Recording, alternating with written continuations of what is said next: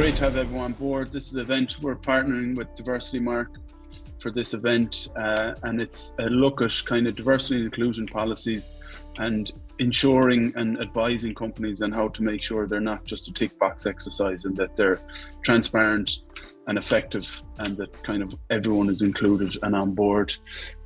We just want to start the event with just a little note to honour the memory of Nuala Murphy and offer our condolences to her family and the wider community. It's a tragedy, a shock to everyone, and it's something we can no longer stand by and allow to happen. We just need to do a bit more with regards to education, awareness, support, and overall efforts around the issue.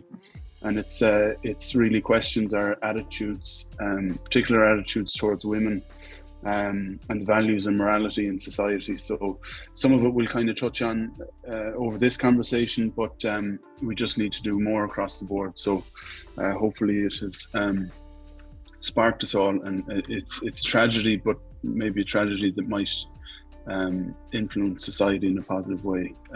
So yeah, condolences to family, and let's touch on some of the elements there as we go through the conversation. So big thank you to all our panelists. I'm going to go through just short bios one by one for everyone, and I'll start with Nuala Murphy from Diversity Mark. She's the head of business for the organisation. It's an award-winning authority, awarding authority on diversity and inclusion across the UK and Ireland. Nuala has been described by the Irish Times as one of the next generation female business leaders in the North and in Ireland as a whole. She's also the president of the Lean In Belfast network and president-elect of Lean In UK and Ireland, and she has led and scaled the Lean In movement across Ireland for more than 7 years. Through this experience, she's also gained insights into the working culture of companies rooted in Silicon Valley and some of the largest organizations in the world, and their kind of D&I skill sets and elements we can learn from. And she's also developed an app to support pregnant women and new mothers with anxiety and mental health issues, and also paid particular attention to the challenges faced by mothers of married groups. So one of the foremost minds of D&I in the country at the moment. So great to have you on board, Nuala.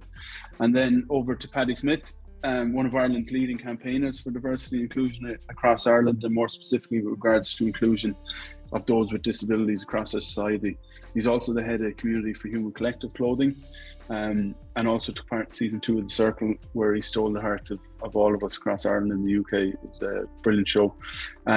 He's also been working tirelessly for the past number of years as a campaigner for the rights for inclusion for those with disabilities. One of the most positively energetic people I've had the pleasure of watching and meeting in recent days, and one that brings a really fresh approach to disability inclusion in Ireland. And it's one of the areas that probably doesn't get as much focus as other areas of kind of diversity, but one that needs just as much. So well done, Paddy. Just what you brought to the table over the last few years has been amazing.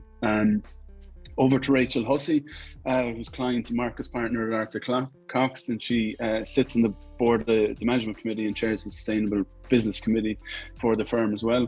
She's also chaired the 30% Club in Ireland and sits on the governing authority of DCU and chairs its Equality, Diversity and Inclusion Committee. And the Irish chapter of the 30% Club was set up in 2015. It currently has over 280 members, with over 600,000 employees across those organisations.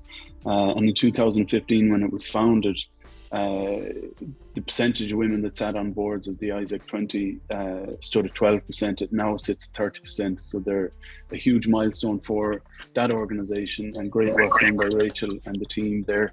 And they'll continue to do so over the next number of years. And last but not least, Mr. Conor Buckley. He's the founder of Human Collective Clothing. It's a collection of individuals, amazing individuals who believe in spreading messages of equality and supporting social inclusion. They design Irish urban leather clothing that's environmentally sustainable and socially inclusive. And to do this, it's all sustainable materials, sustainable production. They work with the Irish Youth Foundation. They've done amazing work with SARI, and they also work with LGBT Ireland. An amazing brand, so get online and have a look and support if you can. Conor also worked as sales director for Progressive Hospitality Group. for nearly 10 years, and also set up an amazing business called Premier Nightlife, where he consulted for some of Ireland's leading hospitality business. And his mother, the amazing Conor Buckley, was an Irish activist and campaigner who served as the director of the Ashland Support and Education Group for survivors of industrial schools in Ireland. So we'll honour her memory as well today, an amazing lady. So thanks, guys. That was a mouthful. I hope I got it all right. Thanks for joining us today. A really interesting topic for us to start with is just policies in general, but I think it's at the forefront of everyone's mind. But what we need to make sure is that we're doing it right. There are organisations that are kind of starting out, approaching it and trying to figure out and have the right mindset about it, and there are organisations that are doing it very well, and then there are organisations that haven't approached it at all. So it's just to get into the nitty-gritty. So Nuala, I'll start with you. Just if you could tell us a little bit about the framework that enables organisations to identify and take action on any institutional barriers that may face minorities and underrepresented groups. Yeah, firstly, Henry and team, thanks very much for having me here today. I'm really excited about the conversations and the opportunity to talk. I think conversations are the key to effecting positive change in the workplaces and at home and in our society at large. So jumping into diversity, Mark, and what we do, well, we are an independent awarding authority. We do have a framework of stages for accreditation for organisations who are wanting to do something to get started or to be recognised for the work that they're doing and hope to do in the future. And it's really a public commitment to get them on the right track. So the framework is simple. It's a bronze and a silver and soon to be launched gold. And it takes everything back to the very beginning. So at a bronze stage, for example, we ask organisations to focus on 3 gender goals. And then at a silver stage, we ask them to bring in an extra 2 goals related to the wider diversity field. And then at gold, it's all encompassing. It takes a few years to get to gold, so it's really a marathon, not a sprint. But one thing we do emphasise in this whole journey, and it's, you know, referring to something you said earlier about disability not getting the recognition or the airtime or the awareness that it deserves, is we recommend that everybody considers the intersectionality of all diversity at every stage of the work that they do. So whereas we're a framework and we focus our initial outset with the 3 gender goals, that's not to say that you can't also think about the wider diversity umbrella. And so it's a framework, and the importance of having a framework is that it keeps you accountable. The really important thing that we talk about is that it's your mark of progress. So every organization at every size is starting from a different position. So you're not compared to another company. It's all about your journey, using the resource and the intel that you have to be able to move forward, to commit to a journey. And I think when we hear that, you know, it's going to take 130 plus years for gender equality in the workplace, we've got to realize this is not a tick box exercise. This is a journey. It's a cultural shift, and it's going to be a really hard shift for, you know, the majority of companies, especially we're operating in a post-COVID world when everybody's trying to survive. So I think the great thing is that we have a framework. It's a structure. You have the support with myself and my colleague Emma, who's an amazing engagement manager and on the call today. And also it's a commitment to your staff. And I think that's the big thing. We can talk about policies, we can have policies, we can implement them and use them when people do things wrong. But when it comes to a journey of building a diverse and inclusive workplace, we need to think about people and culture. And really, that is the most important thing. And that's the thing that we focus on. You know, you're a certain size of company, you have to have policies in place, whether they're being used or respected is another thing. But when people commit to a journey of change and a journey of consideration as to what does a diverse and inclusive workplace really look like, that's where we come in and we provide the accountability, the framework and the accreditation. And it's really hard to get it. And we've got a really robust independent assessment panel from across the public and the private and the third sector who have worked in all shapes and sizes of challenges, industries, societies, that are the ones that are determining, you know, whether you're doing what you say you're doing and whether you can get that accreditation at the end of the day. So it's a marathon, not a sprint. It's good to start from somewhere and it's get on the journey, because we can all do something as individuals, organizations and communities, and it's better to get started than not. And Emma can pop in the chat who our assessment panel are. We're also just about to launch a whole new tranche of assessors as well, which amplifies the diversity in its own right across the UK and Ireland. I'm really excited about that. That's brilliant. It's great. I think it's what's needed is a kind of organisation that does have those checks and a proper assessment criteria, and also just can guide people and guide senior leaders in terms of what they're doing. So it's done right, and it's not a sprint. It is kind of just, and learning as we go. There might be things that certain organisations do wrong, but they learn from it and progress. I might jump over to you now, Paddy. Just, you've kind of had a great impact on the kind of younger generation and those kind of entering the workforce over the last number of years, and brought kind of a fresh outlook to the area of disability.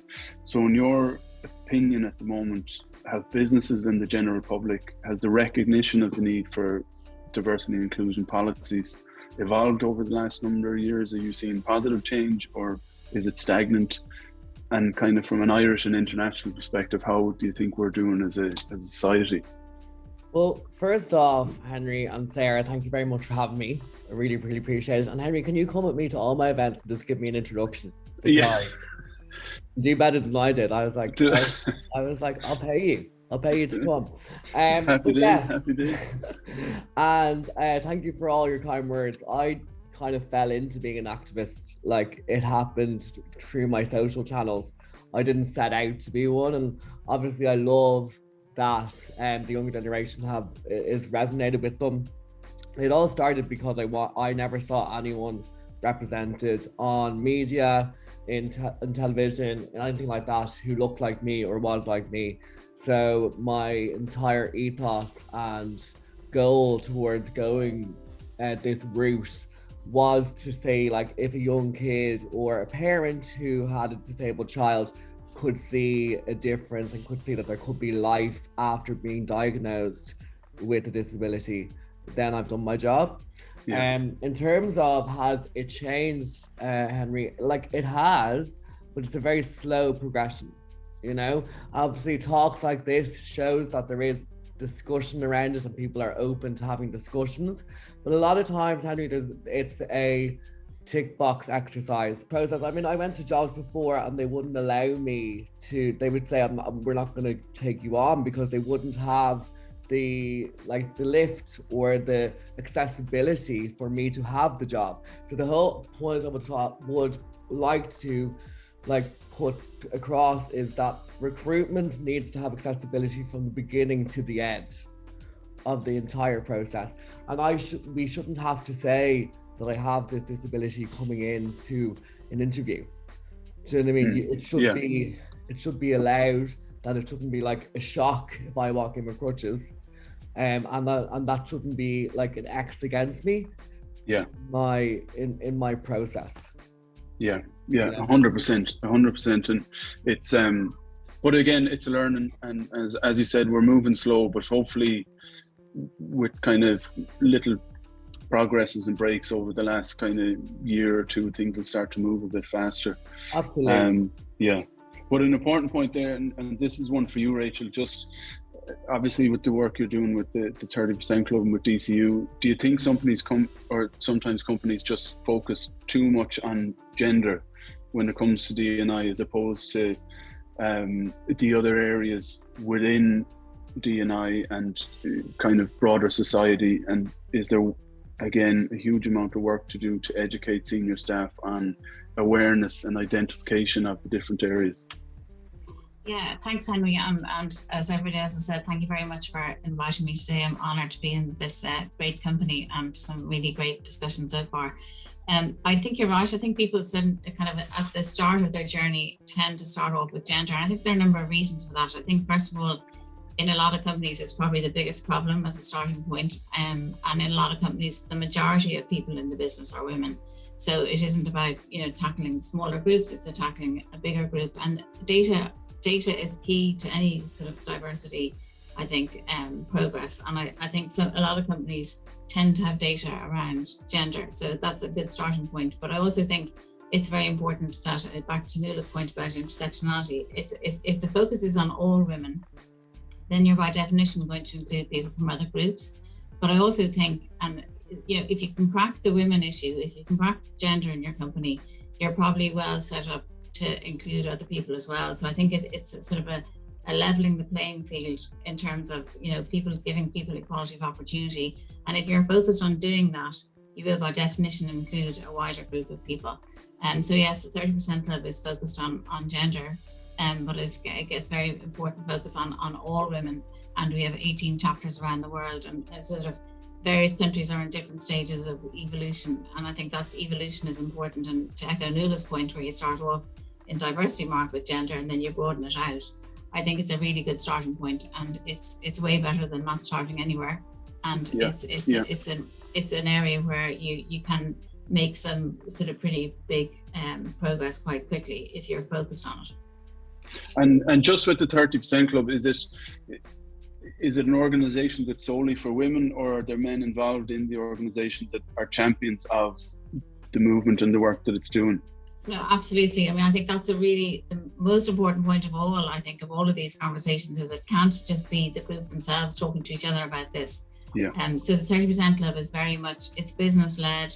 We have, as you said in the introduction, over 280 companies, and the chairs and CEOs of those companies are our supporters. And as matters stand, unfortunately, a lot of them, the majority of them are men, but they are very much supporting the whole movement. And it is a sort of a movement to get at least 30% representation of all women on boards and in the C-suite.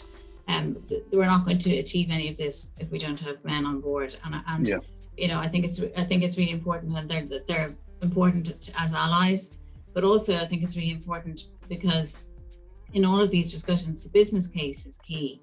There's a really strong business case for having diverse teams, and that business case gets stronger and stronger, and more evidence proves that it's really important to have diverse teams, cognitive diversity, social diversity, all types of diversity. And I think that whole bit, we're not doing this because it's a nice thing to do. We're doing this because it makes business sense, and I think it needs to be dealt with as a business issue.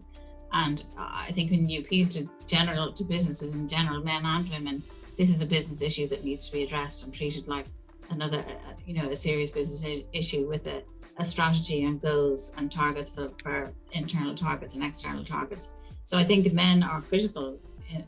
They play a critical role in this, absolutely. Yeah, as a supporting function.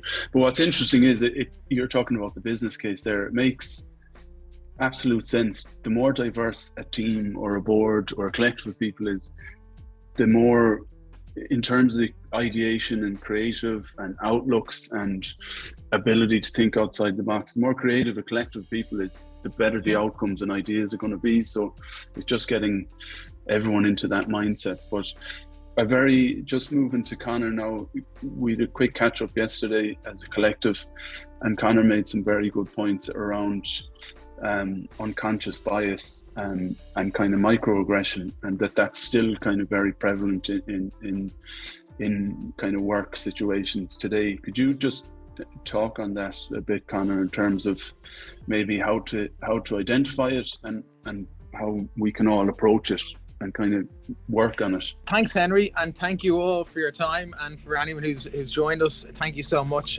My name's Conor Buckley, delighted to be part of the panel. I do feel honoured that you asked, Henry, and to be surrounded by so many like-minded great individuals. So on that question, Henry, for me, when we spoke before, I was very aware that actually to change behaviours, it doesn't take, and I think Nuala touched on this, and Rachel has touched on this as well, but it doesn't take monumental steps, it's smaller steps. And that could be as simple as correcting someone in the canteen, or in the meeting room, or in any kind of workspace, and outside work as well, to be honest with you. It could be in a WhatsApp group, and say, that's not acceptable, you can't say that. Because it just takes that one change for someone to question themselves, to say, geez, that really was out of line. They might have been saying that same comment for 5, 10, 15 years of their life. They might have heard whoever saying it. But when you question someone like that, and that has happened, and I've seen that happen, it actually has stopped those fundamental behaviors so I've seen this happen in WhatsApp groups, I've seen this happen in boardrooms, I've seen this happen in meetings, when individuals have questioned that person who's made a certain comment about a certain person, or whether it's gender or race or whatever it is, it does stop the momentum and the mindset of those people, and they do question themselves, or maybe they just say, I can't say that in front of this group of people, but it does question things. But it does take a brave person to do that, and it will be uncomfortable, and people nearly have to get comfortable being uncomfortable by stopping people from saying these type of comments. Now, I know I'm coming across very passionate and strong on this, only because I have witnessed it myself, and I've been the subject of that type of those comments, and the victim is actually paralyzed in a way. He can't actually say anything, or she can't say something, because for fear of being reprimanded, or fear of being told that they're grumpy, or whatever the situation is. So it takes an ally in the room to say it.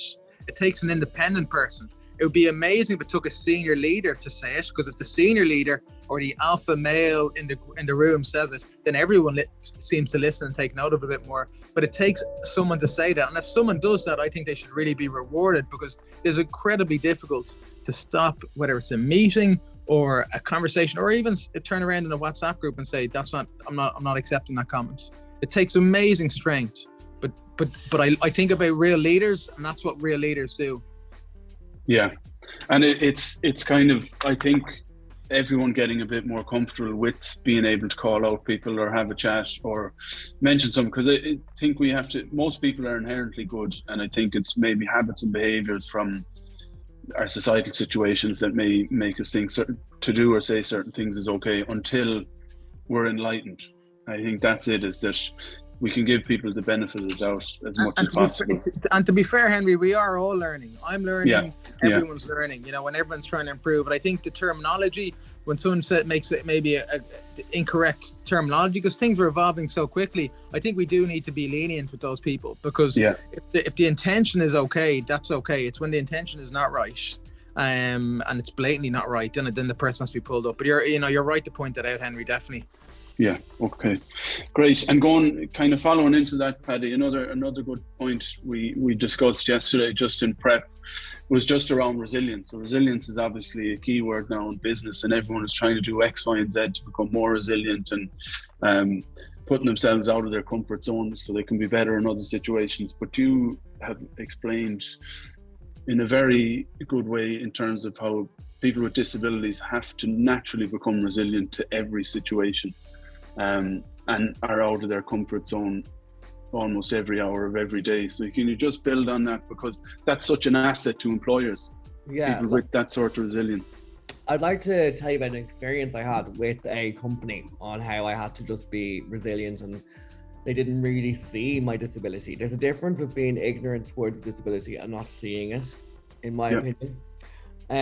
I was brought out on a team bonding day, and the two activities were archery, and I can't balance now, my crutches, and I was in a boat, doing one of those canoe and archery.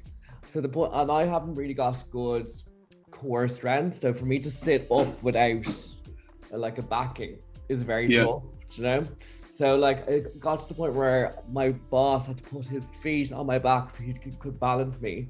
And then in the archery, I couldn't balance without my crutches, so I couldn't actually do the action. So it made me feel like I was more disabled. I didn't have a team bonding day. I didn't have a nice time. I just sat there. They just piled me with wine, and I sat watching everybody. Do you know what I mean? Yeah. And that is the idea of Jesus. Doesn't he never have a problem? He never has an issue, gets by everything, because we may feel if I make an issue of that, I'm sensitive, or we weren't looking at you like you were disabled. We're just trying to let you fit in with the group. That is the core, thing where I did feel really bad, but I was afraid to say it. Because there's a difference, as I said, than seeing my disability and not seeing it at all. Do you know what I mean? Yeah. And I shouldn't have to come to you and tell you that I can't do those activities. You should really know. I've been with you for 3 years. Do you know what I mean? So that's, people need to get better in. Yes, it's not you're disabled, we're going to make special exceptions for you. But understanding your employees and understanding that if you're going to do a team bonding day, how you can all be included is a very different thing. Yeah. It's like when people say, I don't see color, that's offensive. When you say you don't see my disability, it is kind of offensive, because I am at a disadvantage. That's a fact of life. It's a fact of my existence. And if you take that away from me, that's like you taking away that I have a disadvantage. Do you know what I mean? Yeah, it's not addressing it or finding a solution, and it's certainly not being inclusive. So for a day like that, an employer should be like, right, let's look at the team that's coming. Yeah. How can we make sure everyone in the team is included in each activity and tailor it to suit the collective, as opposed to the small few in the group that can do everything. And then what happened is, when I brought it up the next day to my boss, he was like, you're fine. Sure, you never see your disability anyway. Yeah. Do you know what I mean? Which isn't fair. And that seems like a very Irish thing, to be like, Ari, you're grand. Yeah, you're grand, it's fine. And then it put me in a position to repeat what Conor and Nuala and Rachel were saying. It puts you in a position where, like, I'm not going to say something because I feel like maybe I'm overreacting or I'm weak, like, or, you know, whatever. And this happens in gender as well. This is across the board for discriminations or microaggressions towards anything like that.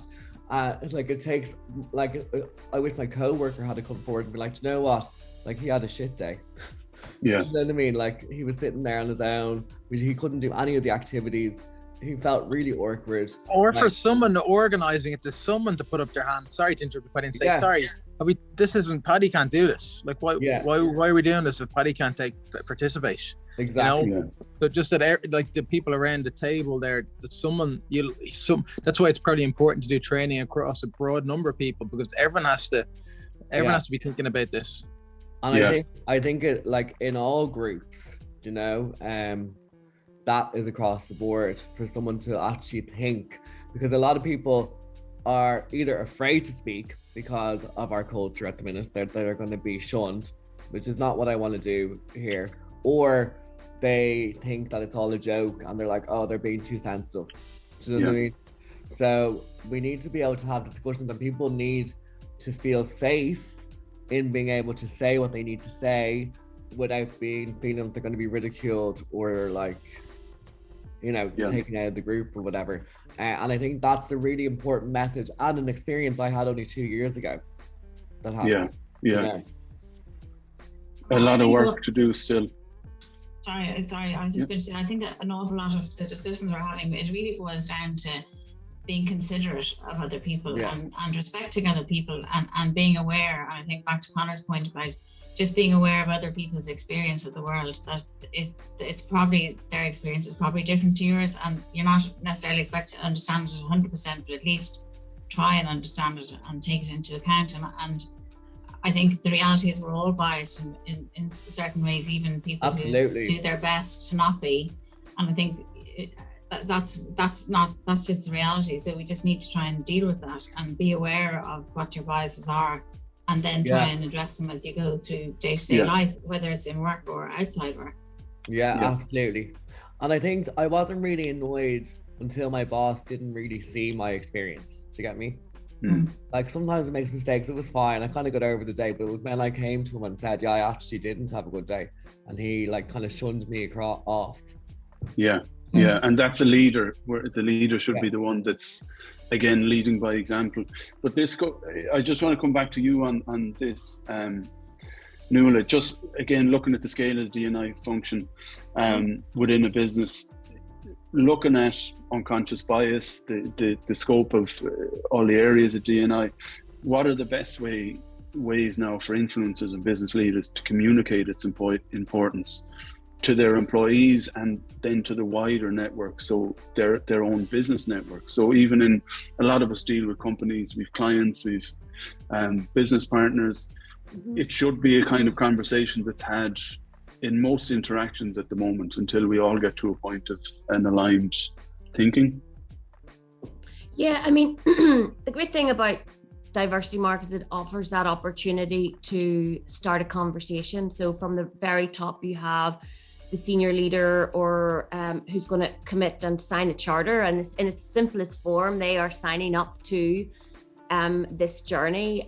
When you go down through the organization, what I've seen and what we've seen across our, we've over 100 signatories, companies all shapes and sizes, is that when they engage with the minority groups they're trying to be inclusive with, and actually actively listen to them and what their needs are, and accommodate maybe their traditional practices or their traditional ways of working and doing with a lens for others, and be considerate, Rachel, as you said, then that's when the education piece comes into play. Of course, there are some great resources out there on trainings around unconscious bias and also microaggressions. And I sense a feeling of fear because, to Paddy and Conor's point, people are afraid to say something. So you want to create that safe space. So psychological safety is really important with the workplace. Again, there's a lot of trainings that can be done, but it's how they're implemented and it's how they're supported and endorsed. And so everyone, it could just be a tick box. So it's important that when you are signing up to a journey, and you're signing up to, say, diversity mark, and you're committing to smart action goals around gender, around the wider diversity umbrella of diversity, then you're baking in training and learning, but you're baking in implementation, listening, true partnership with organizations who are already doing great work. That's one thing that I've seen, is when companies partner with groups that are representing the voice and the needs of disability, LGBTQ+, social inclusion, the whole spectrum, and truly partner long-term, not just for marketing or for that one day of the year, that's when real change happens.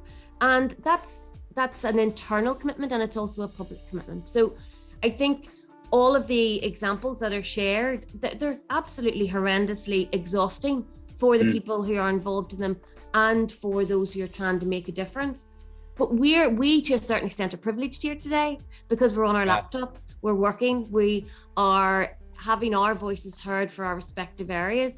And so to keep these conversations going, that it's not a one-hit wonder, that it's a continuum of education and awareness and action. And that's where allyship comes in as well. So when you sign up to a journey and you sign up to goals and commitment, it's not black and white. You don't have to say, I want to have 50% gender equality by next year. You want to gather the data, you want to understand the needs of the group that you're representing, and then you want to commit to making change. And whether it's gender, I really loved what you said, Rachel, when you can get the gender right, because we aren't a minority group, right?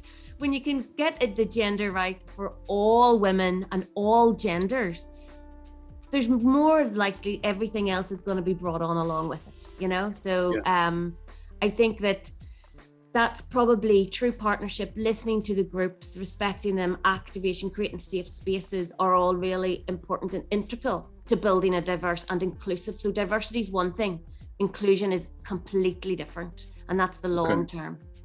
Okay.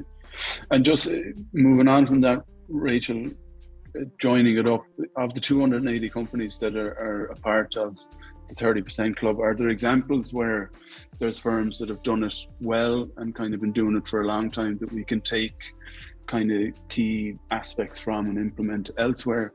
And do you see kind of more and more firms trying to onboard now and start to really make a tangible effort as opposed to a surface effort where they have a marketing department going, we have a stamp, we're great, we love everybody, and then in the background they're like, right, let's put the resources elsewhere now, we need to look at the bottom line? Yeah, I mean, I think it's a very good question, and I think that authenticity is a key part of all of this, because people can see through kind of, tick box exercises these days, and now that we have, employees and everybody talking about their experience in companies, I think that's a sort of a thing in the past, whereas people won't be able to get away with it. I think that even by signing up to the 30% club, that in itself is a kind of a confirmation that the companies are focused on this as an issue. And yes, we have people on various different stages of their journeys and in different sectors.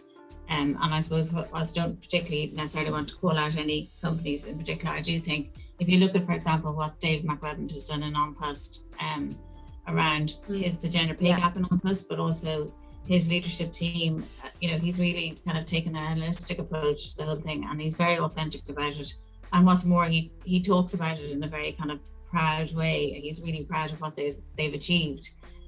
So I think, that's just a good example, but we've lots of very good examples of companies who are determined to make a difference. And I think that's what differentiates people who make progress and people who don't. I think the leadership is key. So the leadership has to come from the top. It can't sit in HR or marketing, although those two functions are obviously very important. It has to be, as I said earlier, the key, a business issue on the business table and being considered at, executive level constantly, because it's something, as Nuala said at the beginning, this is not easy, and it needs focus. And then I think data is another key part of it, and measuring your progress, starting getting a baseline kind of set of data and then measuring it as you progress.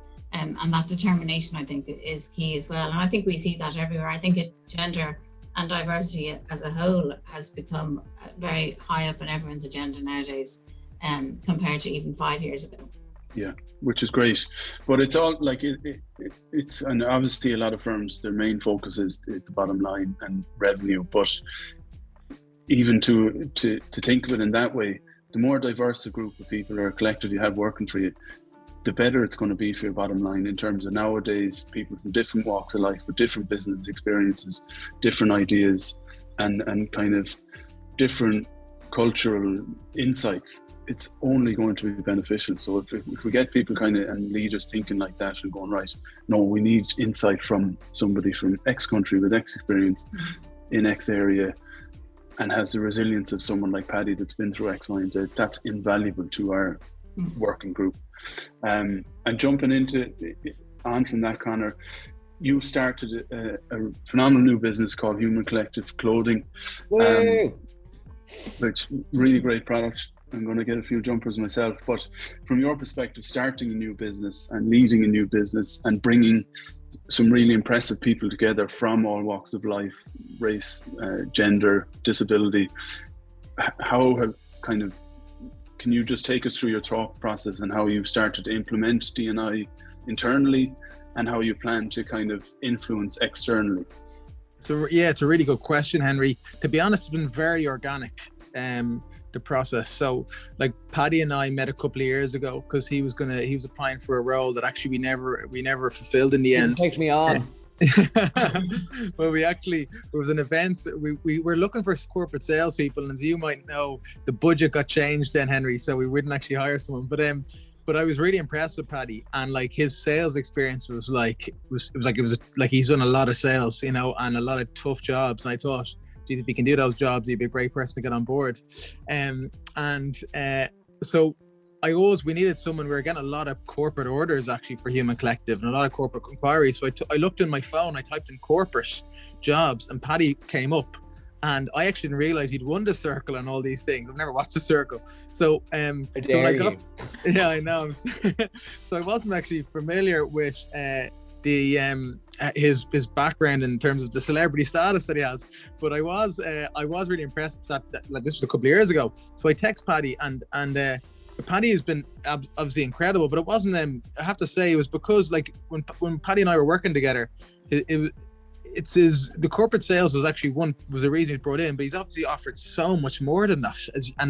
As Rachel, Henry and Nuala have mentioned, when you're having a diverse group of people, you actually get so much more out of it.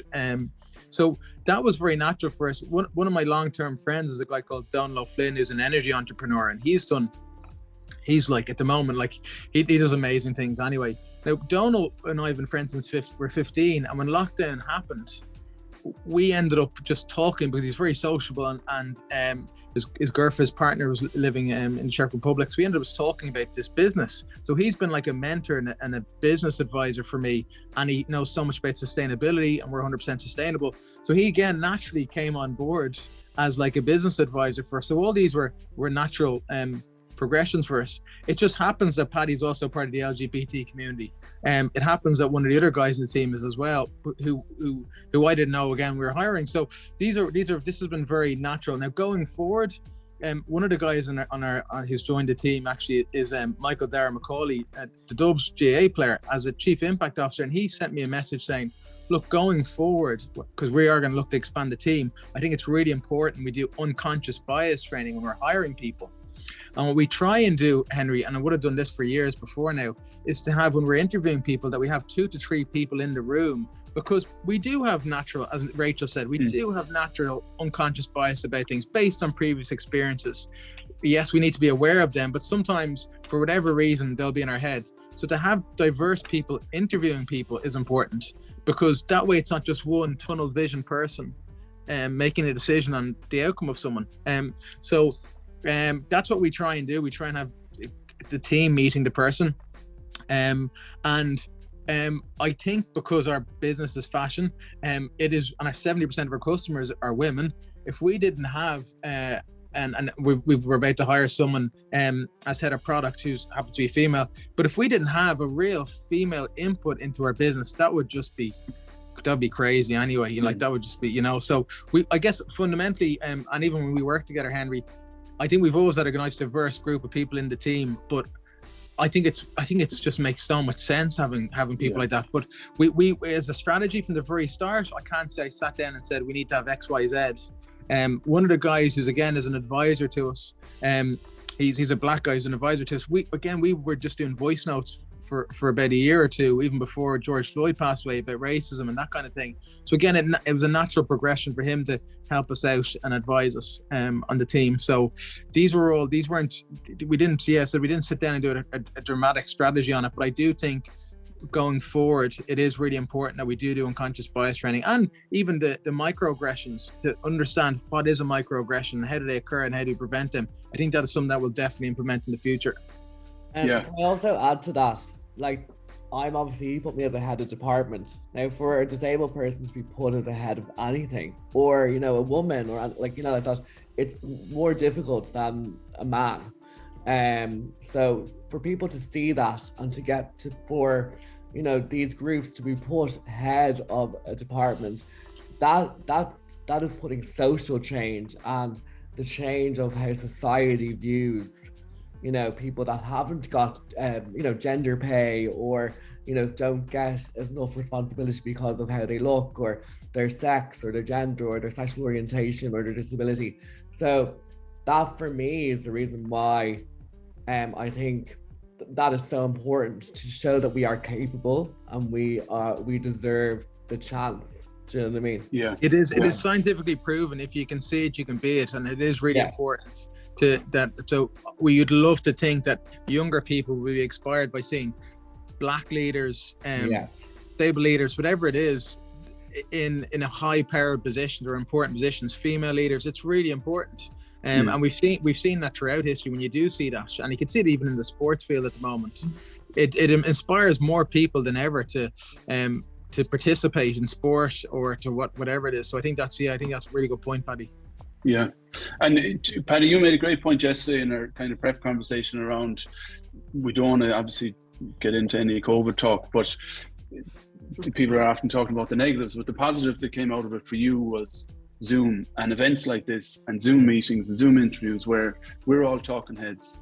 We've all different experiences, but that's what we are. We're talking heads, and we know what we know, and nothing else influences the conversation apart from what people know and how they interact.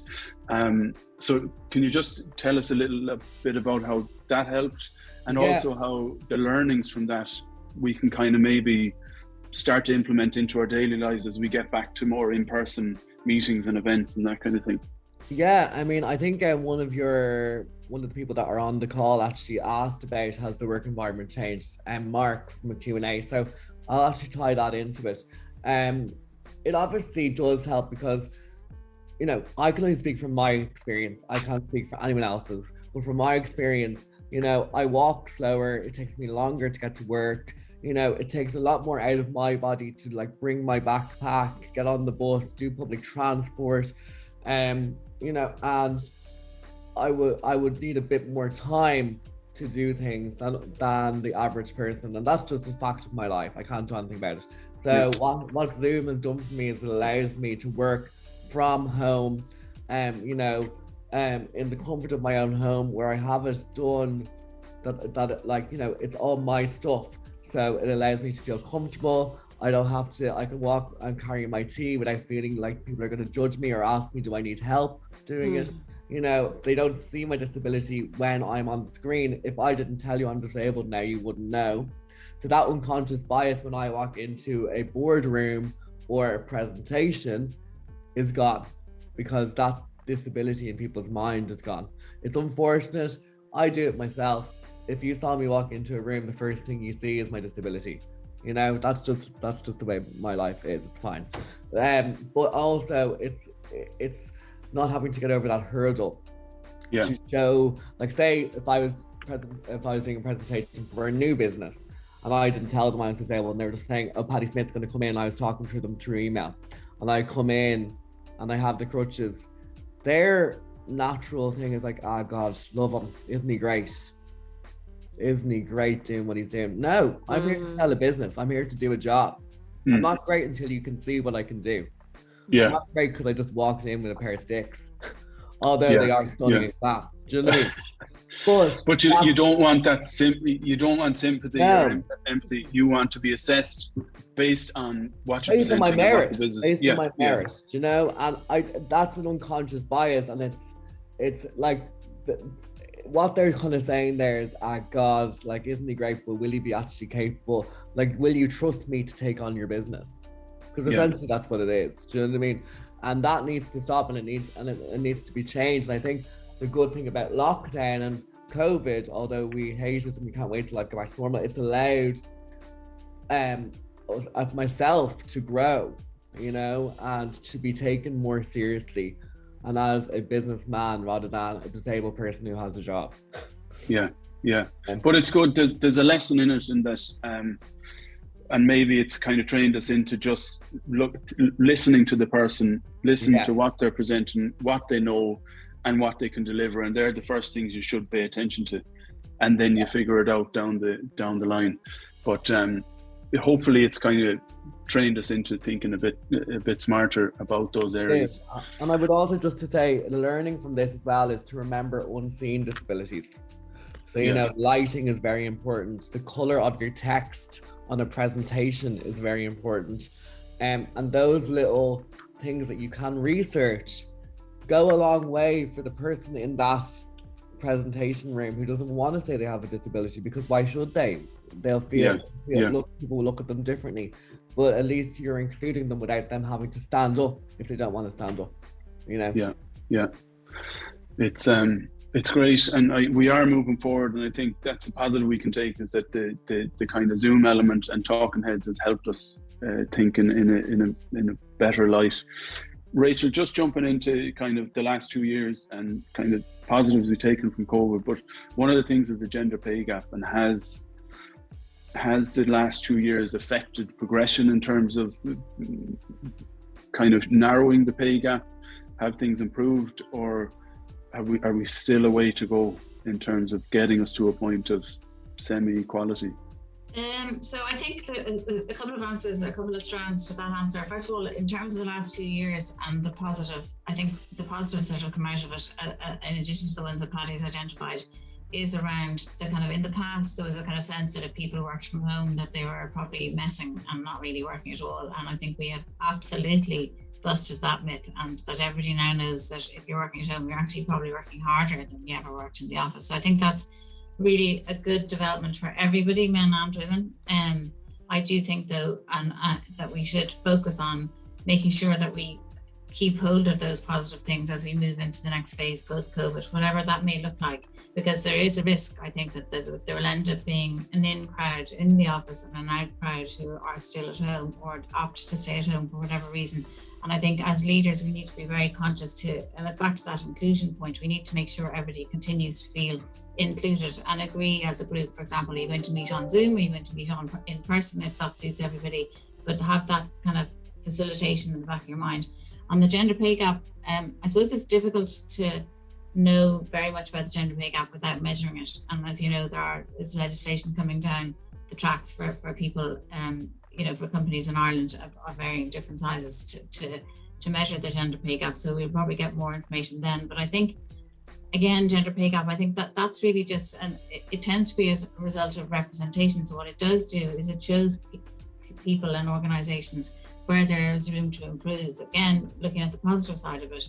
So if you have a gender pay gap, you say, well, why do we have the gender pay gap? And then you can work out in a more scientific way what the gap, why the gap is there and what you can do to fill it. And I think having a narrative around whatever the gender pay gap ends up being in a particular organization, having a narrative for the people in the organization and externally about why the gender pay gap is such and what the company is going to do to try and resolve it is a very positive message. So I think that for 2022, I think it's likely to, that will be a topic of discussion in 2022. We'll have more data at that point, so we'll be able to comment on it a bit more kind of definitively at that stage. Yeah, we'll have to run a follow-up just to look, I think, and assess it properly, because again, it's almost nonsensical that there is a gender pay gap, because it should all be based on just ability and what you can deliver in a certain role for a certain company at a certain time. But it's great that progress is being made. One area we kind of haven't touched on yet, we've looked at kind of disability in terms of inclusion and gender diversity is kind of racial minorities. And Conor, you can speak to this in terms of the work you've done and the work your family has done over the last couple of decades on this subject. As a society and with all that's kind of gone on globally with the Black Lives Matter movement over the last 2 years, have we started to progress a little faster as a society and as businesses, or do we still have a long way to go? Well, personally, I don't think I've ever been held back from anything because of the colour of my skin. So I don't think a company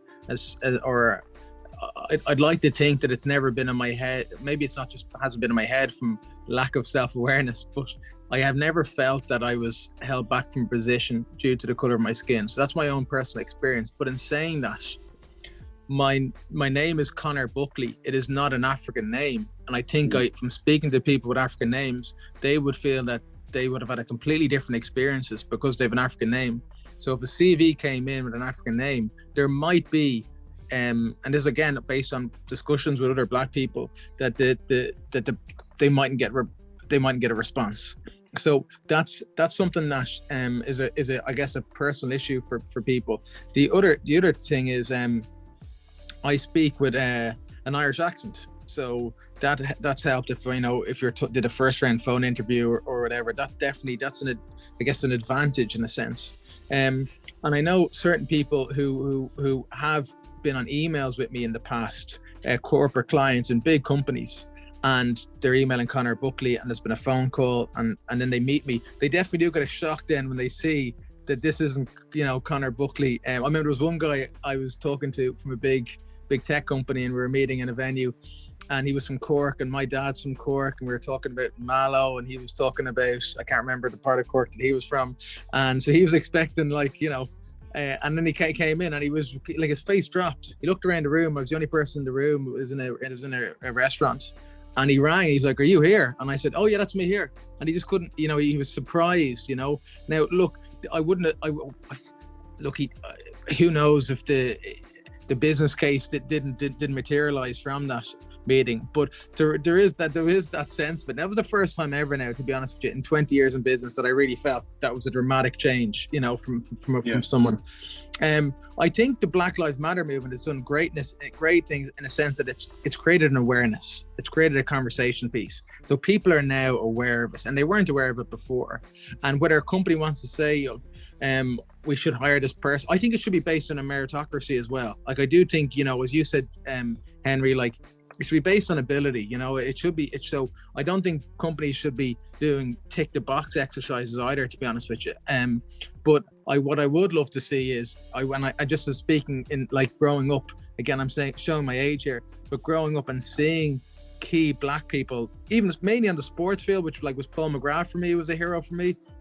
It does help. It does give you confidence. So it would be great to see. I'm sure when Obama was elected, that Black people all over the state, especially young Black kids, were thinking, wow, if he can be president, maybe I can be president, or maybe I can achieve this. So it is great to see Black people in higher positions, because it definitely, it's a motivator. Without doubt, it's a motivator. But to go back to your question,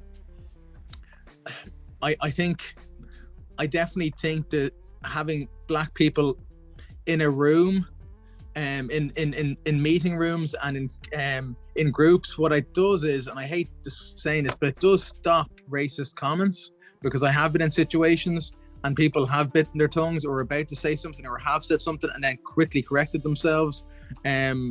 Because, so in some ways, having a presence in there, it does kind of just check people's biases a little bit, you know.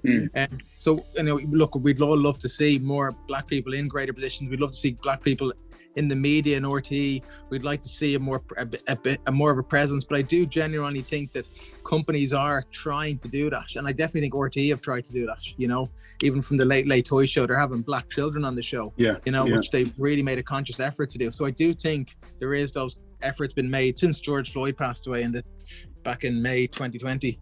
Yeah, which is great. It's an interesting point you made there about the CVs, and I'd say we're all probably, I think all employers across Ireland are guilty of this. An interesting case study my brother-in-law did recently, who you know, Conor, Kumar is his first name, and he comes from a Sri Lankan father and Irish mother, and he's the only of my wife's 8 siblings that has a particularly foreign name. And he was changing jobs 2 years ago and had CVs going out and was using LinkedIn and this and that, and there wasn't a huge amount coming back. A very experienced guy, and decided to kind of do a litmus test in terms of to see what it was that was having this effect, because he was like, some of the roles he was ideal for, and even I was like, that's madness. So he changed his name from Kumar to Conor on his CV, and all of a sudden responses started coming back, and I was like, you need to document that. I was like, that is outrageous for that to be the case in Ireland. But just really interesting from his perspective, and it really kind of affected him. I think the realization that, oh, it's literally just because of my name, before anyone has even met him or got a chance to talk to him, or before they even look through the CV and assess whether this guy could be perfect. They're just making a judgment based on a name. So we have a lot of work to do in that sense, but even that simple test just shows. My mum was a nurse, Henry, and when she applied for roles as a Black lady in the 70s, if she put down where her current address was, which was I think it was Inchicore and then Crumlin, or if she changed it to another address, she would have got responses. So there's those biases that come in, not just to do with colour, but to do with where you live and that side of things as well. Yeah. I think the point here is really around recruitment, and also making sure that, you know, if you have signed up to some, you know, say you've signed up to a commitment of reassessing your recruitment criteria, reassessing the networks you reach out to ensure that you're not just reaching out to your established network, which men do have just from sports. They have it from school, they have it from, you know, generational networks that they have. So it's an easy reach. Instead of just considering people you know already that look and feel and believe like you, actually having a conscious effort in your recruitment, and that's about the partnership with the different communities, the different business communities, to ensure that your language is both inclusive, it's not exclusionary. And the comment you made about your brother-in-law there, Henry, that is something that women have faced. There's a very famous Harvard study around that. That's something that women have faced a lot, especially if they have PTA on their CV, which I'm part of a PTA, and that is like the hardest job ever, because nobody's being paid to be there and everybody has an opinion. So, you know, you've got to remember that recruitment is so important, and that's what's so good to sign up to a mark of progress or a structured framework around what you're going to do, because there's so much. You need to break it down. You need to get your smart action plan in place, goals, targets, and then show that transparency. And sorry, that's my cuckoo clocking off, if you can hear it. So the important thing is, of all our 100+ signatories, every organization has signed up to a plan. And what we're seeing now, you know, 4 years into their journey, the impact, they're changing recruitment, they're changing language, they're changing resource groups, listening, their pipeline, where people are dropping out, why they're dropping out, not just because they have children. In fact, that's a myth. You know, that is a myth. If you had an inclusive culture that was flexible for the women and the parents who work there, children wouldn't be the reason they drop out, you know, it's always other reasons, but it's easy to say because they had kids, like, you know, I was asked, was I going to be a yummy mummy once I had kids? So, and, you know, I don't want to call out particular companies that we're working on because I am a mother and 3 boys. And if you say one thing about one, you have to say it another. So I don't want to create any drama, but there's so many great, policies, initiatives, works going through that we need to amplify those positive stories. We need to share and show good leadership and visionary leadership, and then mediocre leadership will catch up. Yeah. And that's, you know, they'll have no choice but to, that's what we need to, you know, we should have the space to be mediocre as a woman, as a disabled person, as a Black person. And so therefore, but we still have to lead the way and guide and find the solutions and enable and help. So that's why I would encourage everybody, you know, go and look at what you're doing internally. If there's space to get a framework, we will support you with Diversity Mark. We can help you along the way. We can connect you with buddies already on that journey who will guide you and lead by example, because we can all do something. We can all do something in our homes, in our workplaces, and in our communities. And I'm conscious of time, but I just wanted to get that in. No, that's great. I've something I want to read out from Niall Quillen, one of my colleagues, and he leads our kind of D&I policy here. And then I'll get to just a couple of questions we can finish up, because I know we're running slightly over, but we don't want this to end. So Niall just says, knowledge and education on, as well as acceptance and understanding of hidden disabilities and differences such as neurodiversity is very important. The confidence to disclose and take off the mask occasionally can lead to fantastic contributions being made when anxiety is taken out of the equation. So the focus is on strengths and differences made by people rather than the disabilities or differences in those people. So Niall has been a fantastic champion internally in our businesses and is working tirelessly in the background to help us progress. Kind of, we're in the early stages as an organisation, and we're led by 3 phenomenal female leaders, but we're a small organisation, but making steps as quickly as we can. But I'll just jump into a couple of questions here. Henry, could I say something? Yeah. Sorry, I just want to jump in. We were talking about strategy earlier, and I should probably point out that today we're putting out a casting call for all humans. So we've got a new clothing coming out in February. I'm not going to use this as a promotional tool, but the idea is that we get people from all shapes, all sizes, all cultural backgrounds and heritages, because it's really difficult to shoot, even when you contact all the agencies, to get people from diverse backgrounds. So what we're saying that everyone is different. That's what makes the world an exciting place. So we're looking for, and everyone is beautiful in their own way. So what we want is, we really want a real varied cast for this shoot, and it's really exciting. We're putting it out later today. It'll be really exciting. We really hope that people that might have felt like, because the stereotypical idea was, you know, white female or white male are the good looking people, and that you know, on all the magazines, we know there's obviously lots of research done on this, on all the magazines that's male or white females that are on the front covers. So what we're really trying to do is propel other people from diverse backgrounds for this photo shoot. So it's really exciting to see. Hopefully people apply. That's very cool, and fun for everyone. And also, as you've done, Paddy, you all should apply. Yeah, you should definitely. Yeah.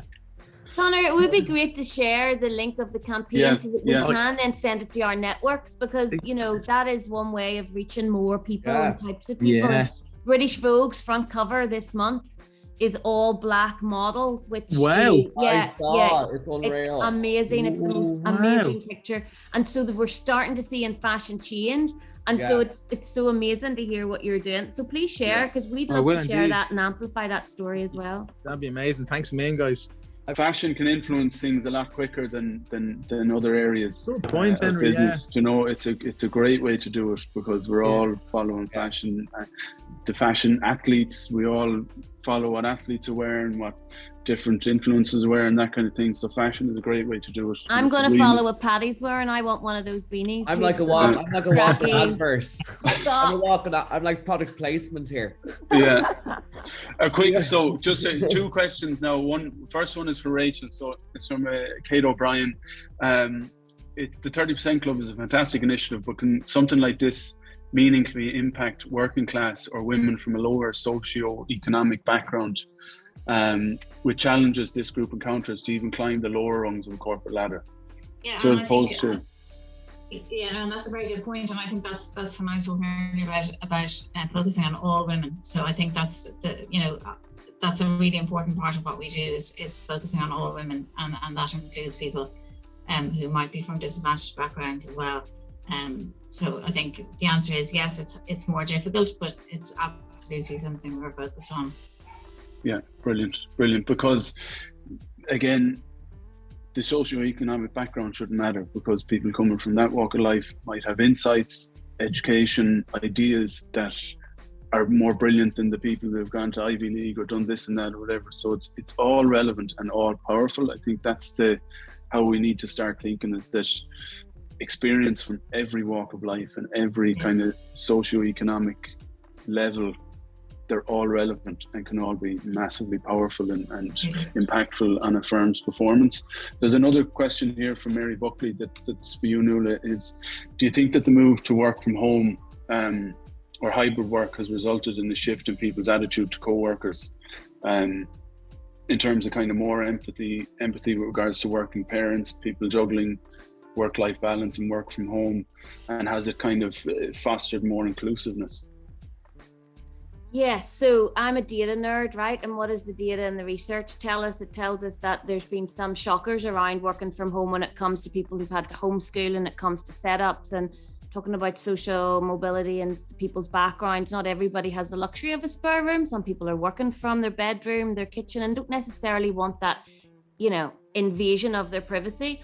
But COVID told us a few things. It told us that women were showing up as leaders. Women were taking on a lot of the checking in with each other. I think it was a leveler as well, because when you have access and visibility with senior members. However, one thing that it doesn't do is you don't have that opportunity for the hallway chats or the water cooler moments, so to speak, which are really important to building trust. And building trust builds opportunity, connection, networks, and promotions. So on some regards, we can look at the data and, for women of color or non-white people in the workplace, there was no progress made through COVID. For the work, like DEI work, the majority of it was done by women, not recognized on top of their day-to-day. And also, I think that burnout was a big thing, because working from home, for a busy person, I'm a busy working mom. I also have 3 children. I'm ferrying around. I've chosen a time frame for me to be able to work. I consider myself very lucky. It's the flexibility I'm afforded. But I know so many people that it was absolute torture. And a lot of people have suffered mentally. And I know also that for some of the men, they were able to lock themselves in a room while everything else was being done and looked after homeschooling. So I think it shone a light into Rachel's point. It also brought a lot of positives, because it brought us it opened the bonnet, told us what we were looking at and dealing with. And now I do see action. I see people are now acting on it. And therefore, I am a firm believer in seeing the gifts in all challenges we're faced with. And the gift of COVID was now everybody knows it's out there. So now's the opportunity to build on what we've learned and to really transform our workplaces. Some of our signatories are moving to a 4-day week. Some are having, to create that trust and relationship for people who've never met their colleagues. They're going in, everyone's agreeing a certain day on a rotation to go in so they can start building relationships. Small things like that are really important. And then also, I think you get a little bit of an insight into somebody's life. Historically, when I worked for people, I had a work environment, I had a personal environment, they didn't cross. Now they do cross, and actually that's been a really enriching experience, because people get to know you as a person. When you know you as a person, then you're most able to understand the best ways of working, play to your strengths, enable each other to succeed, and that's all good. But don't get me wrong, COVID was a nightmare for everybody. It was harder for some than others, but I think now we're coming out the other side to have these regular conversations about how we can change the future of work and the future of the workplace is a really valuable thing we can bring to the business community across the island, Yeah, no, that's brilliant. So we'll just wrap it up. What I want to do to wrap it up is just get one liner, single piece of advice from each of you that we can all leave the call and just start to maybe try and implement. So mine is just to be supportive and sound as much as I can to everyone, within reason. But kind of, I'll start with you, Paddy. Just one kind of snippet of advice that we can just take away and start to maybe try to implement daily. You're on mute there, sorry, go. Of course you start with me, the pressure. Okay, one piece of advice. I would think it is to educate yourself, you know, and to like talk to your friends about it. Get it kind of a social, generalized, and normalized feel that we're allowed to talk about these issues without it being like a certain date or a certain event. It should be in our everyday lives. Okay, brilliant. Over to you, Rachel. I would say back to that concept of respect, treat everybody with respect, and also keep the communication lines open so that you're listening to people and hearing what they say. Yeah, that's very important. Open ears and no judgment. Nuala? I would encourage everybody to be compassionate with themselves. And when you can start to do that, then you can start to be compassionate with others. And obviously connect to sign up to Diversity Mark. Like that is the whole point. Yeah. Let us help you build 100%. A better workplace. Yeah. Conor, we'll finish with you. Your snippet of advice.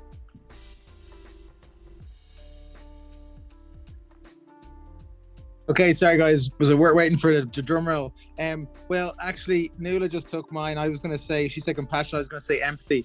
But I actually believe that, like, if you could, I know this sounds really simple, but if you think of it like this, we're all human. We're all human.